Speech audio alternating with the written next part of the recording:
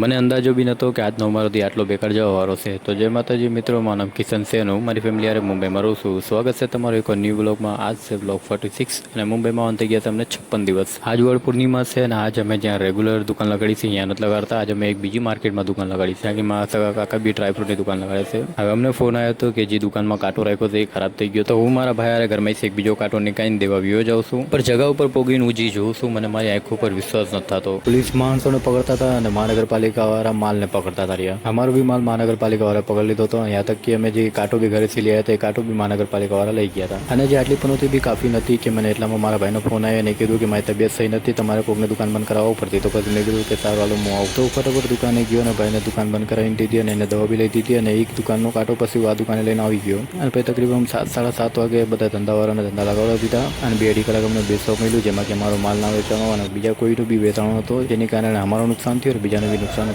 થયું જઈશ. પણ ઠીક છે ભાઈ, હવે જિંદગી છે, સારું કે બુરું કંઈક ના તો થતું જ રહીશ. શુક્રિયા કી. બાકી આ બ્લોગ આ એન્ડ કહીશ કે આ બ્લોગ તમને સારો લાગ્યો હોય તો વિડીયોને લાઈક અને પેજને ફોલો કરજો. મળીએ આપણે બીજા બ્લોગમાં. જય માતાજી.